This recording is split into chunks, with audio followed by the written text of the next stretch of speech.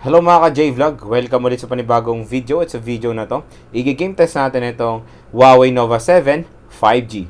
So tara mga ka-J-Vlog, check natin.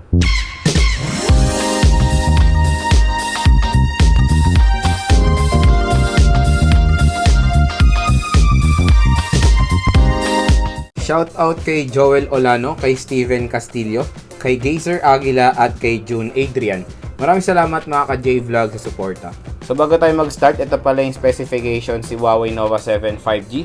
Sa OS out of the box, meron siyang Android 10 with EMUI 10.1. Sa chipset, meron siyang Huawei Kirin 9855G. Meron siyang octa-core CPU na merong clock speed na up to 2.58 GHz. Sa GPU, meron siyang Mali G77. Meron siyang 8GB RAM at 256GB ang internal storage. At hindi na expandable ang kanyang storage. So, fixed na yung 256GB. Meron siyang USB Type-C port at USB Type-C audio port na rin siya. Wala siyang headphone jack. And sa battery, meron siyang 4,000 mAh non-removable battery with 40W Huawei Supercharge. At ang official price pala nito sa Philippines is 23,990 pesos or almost 24,000 pesos. 5 games ang ating itetest. Marvel Super War, PUBG Mobile, Mobile Legends, Black Desert Mobile at Asphalt 9. At ang internet connection natin dito is 4G mobile data. Battery test tayo dito sa Huawei Nova 7 5G. Maglalaro tayo ng 10 minutes ng Mobile Legends. Tingnan natin kung ilang battery percent ang mababawas. So itong ating settings, HD mode naka-on, high frame rate mode naka-on, ang graphics natin nasa high, naka-on ang outlines at shadow, naka-full download na palang resources dito at ang internet connection natin is 4G mobile data. So start tayo sa battery test. Nag-start tayo sa battery percent na 29%, 10 minutes.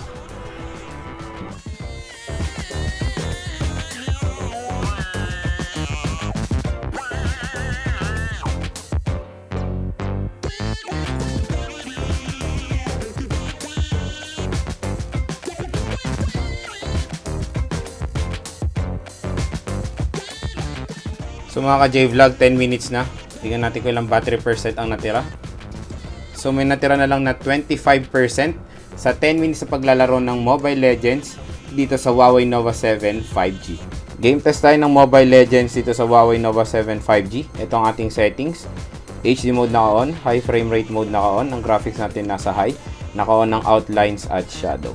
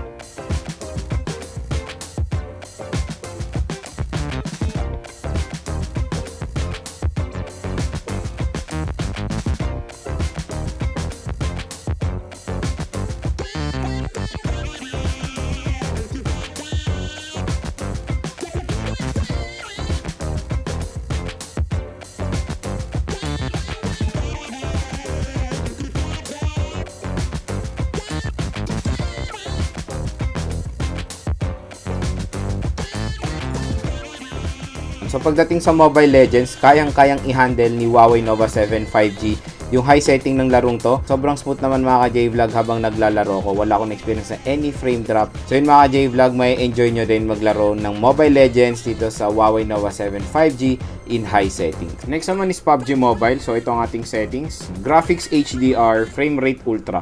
Ito yung pinaka-max na kaya niya.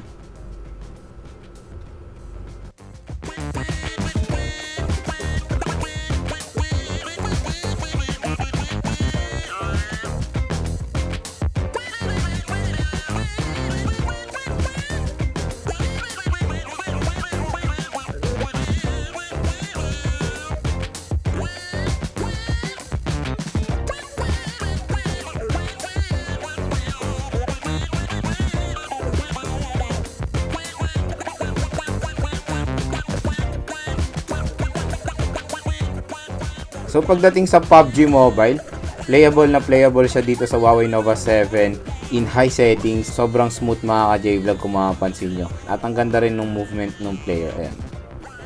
So may enjoy nyo maglaro ng PUBG Mobile dito sa Huawei Nova 7 5G in high settings.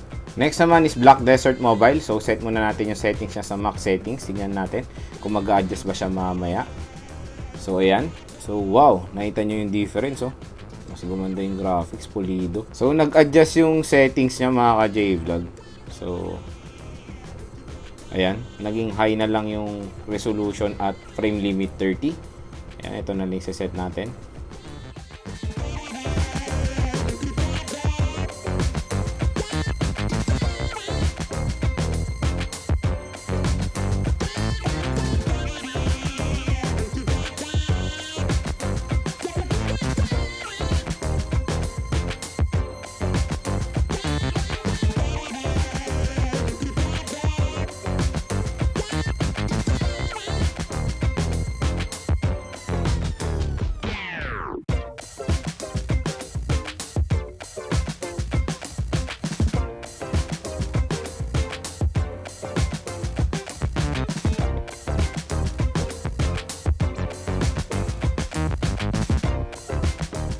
So pagdating sa Black Desert Mobile, kayang-kaya din i-handle ni Huawei Nova 7 5G yung high settings ng larong to.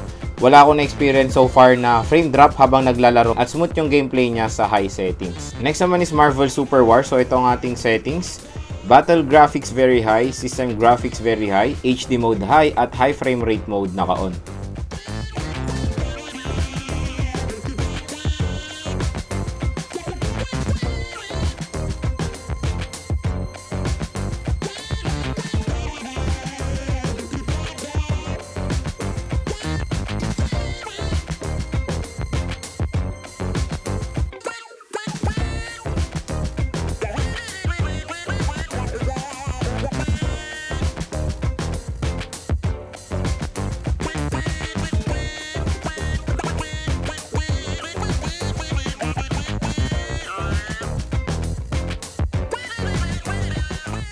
So tingnan muna natin kung naka-on pa yung high frame rate mode.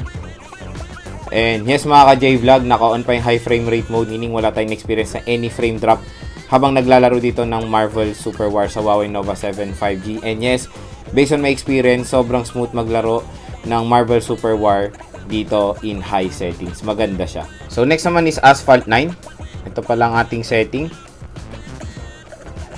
Sinet natin siya sa high quality setting. Tingnan natin kung maganda ba.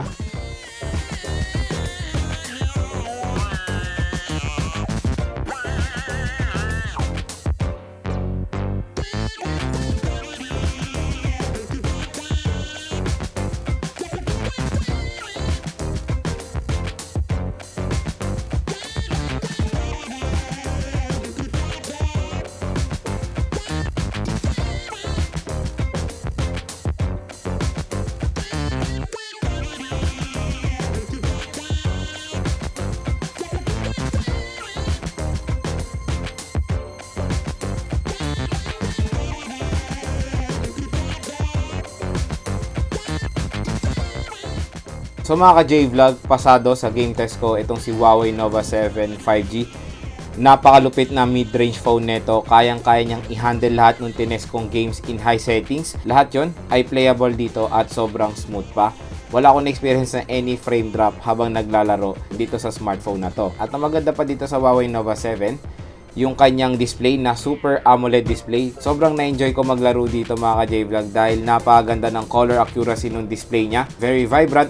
Tapos idagdag nyo pa yung kanyang full view display. Talagang binibigyan tayo ni Huawei Nova 7 5G ng premium viewing experience. And no need to worry pag nalobat yung kanyang malaking battery capacity na 4,000 mAh dahil napakabilis mag-charge dito.